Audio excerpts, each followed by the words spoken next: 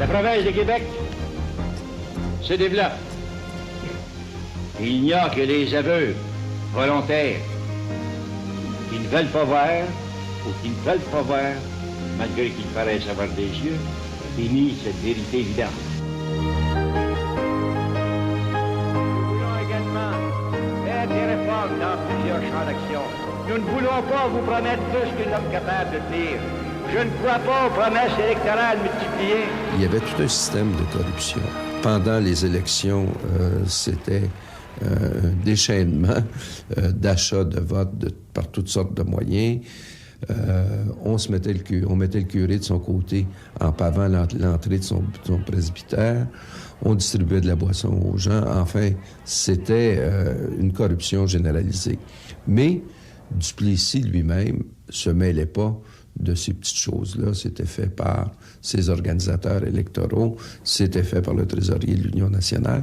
Donc, Duplessis, personnellement, n'est pas quelqu'un qui a cherché à s'enrichir.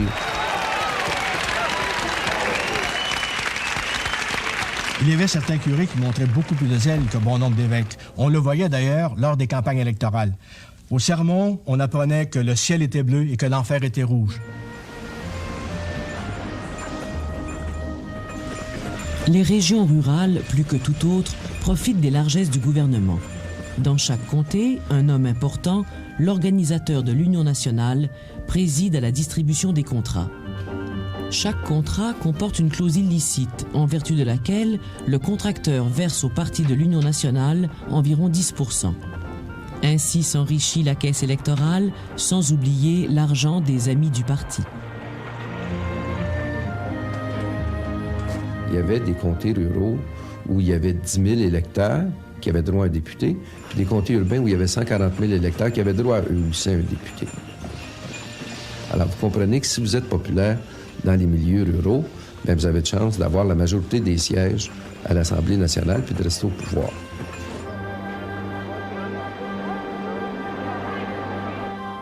La province de Québec traverse une période de progrès énorme au point de vue industriel et commercial. Mais malgré tout ça, je dis et je répète que l'agriculture est et doit demeurer l'industrie fondamentale, la pierre de vie de notre économie.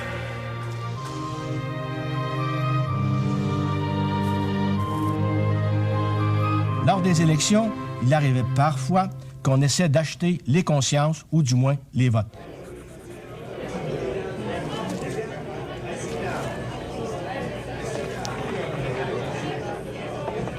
Une autre façon de gagner les élections, c'est la personnification.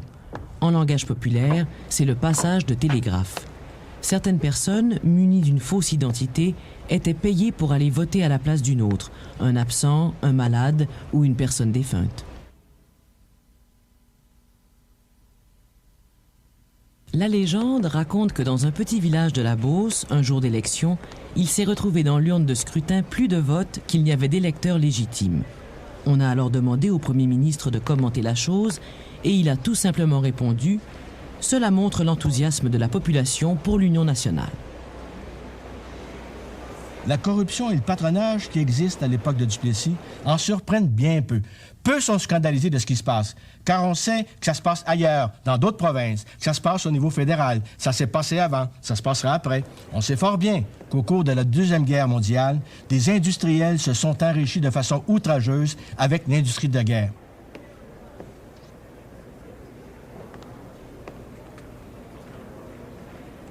On jouait malgré tout d'une assez grande liberté. L'Église catholique est toujours présente, elle surveille tout, mais plusieurs maintenant commencent à prendre leur distance vis-à-vis la religion. Ce n'est pas encore la révolution dans les idées, ni même l'idée d'une révolution, mais elle se prépare. Il y avait aussi des collèges classiques qui recevaient des octrois plus élevés si, pendant la campagne électorale, ils avaient la bonne idée de montrer publiquement leur reconnaissance.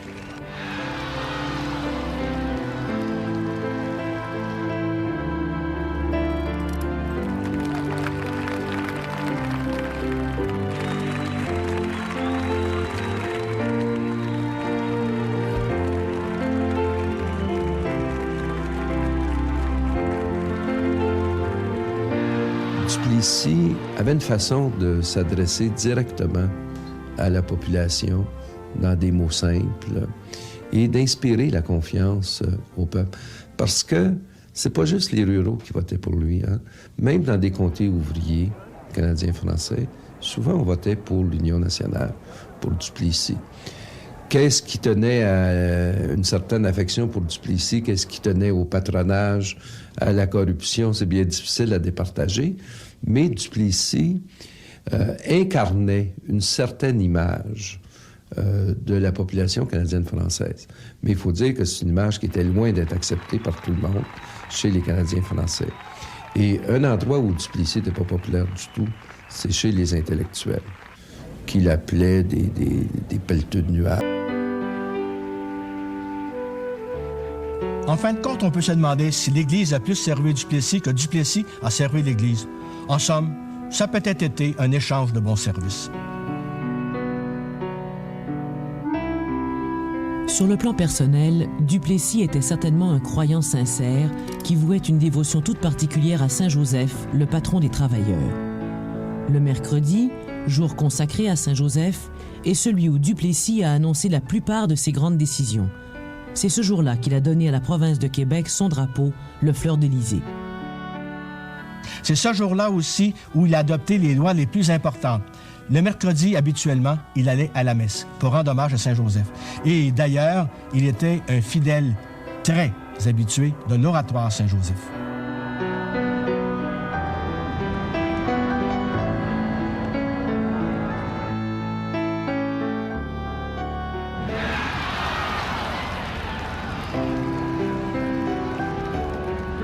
Toutes ces décisions sont reliées à un goût du pouvoir, à un amour du pouvoir. Duplessis disait qu'il avait épousé la province et que c'était sa seule maîtresse. Duplessis était vraiment à l'image des Canadiens français de son époque.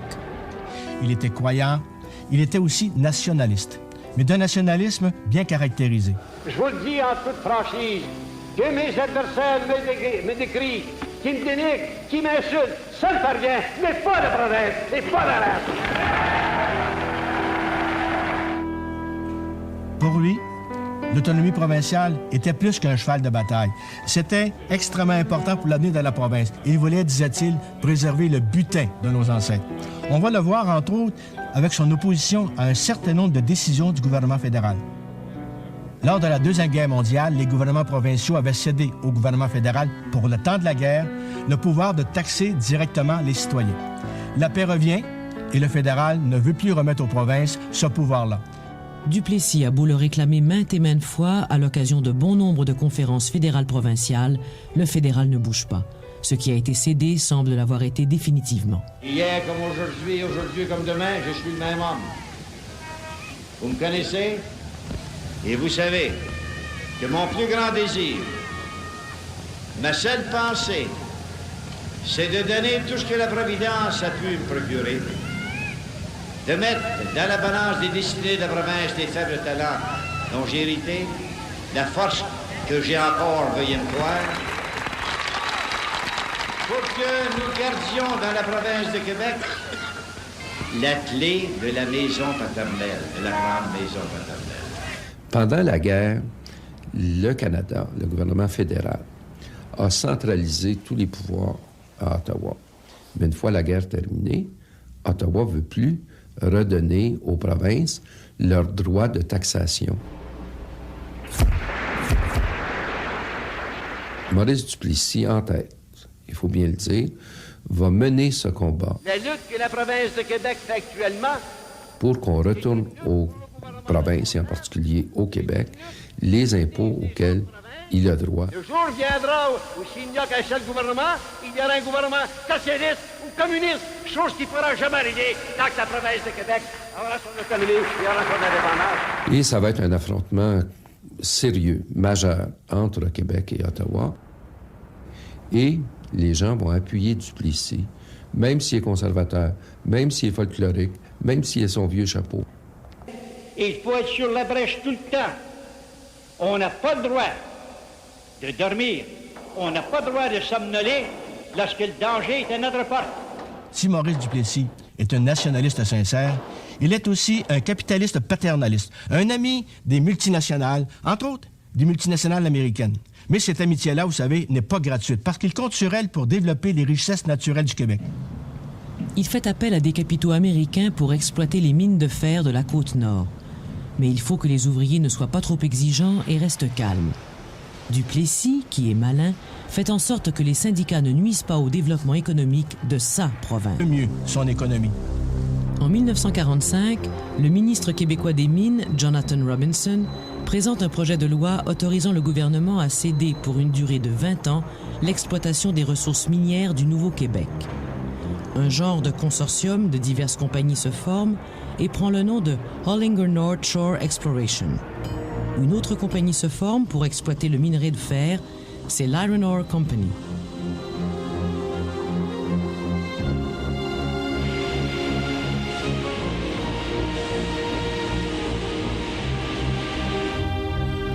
En 1950, la compagnie termine l'aménagement d'un port et construit un chemin de fer pour transporter le minerai de son lieu d'extraction jusqu'au port de Sept-Îles. On évalue à 427 millions de tonnes la réserve de minerai. Les droits exigés par le Québec sont d'1 cent la tonne extraite. Duplessis déclare que sa province est en train de devenir la Ruhr du Canada. Un chemin de fer de 574 km réunit la ville de Shefferville au port de Sept-Îles. La première expédition de fer a lieu en 1954. Le minerai est acheminé vers les ports des Grands Lacs, surtout ceux de Cleveland et Buffalo. Les trains se composent habituellement de 80 à 115 wagons. C'est la 5e fois que l'électorat de la province de Québec me confie l'administration de la province. Je ne dis pas ça dans un but de vantardise, mais c'est simplement pour établir les faits. Il n'y a pas un premier ministre dans la province de Québec qui a été élu 5 fois avant celui qui vous parle.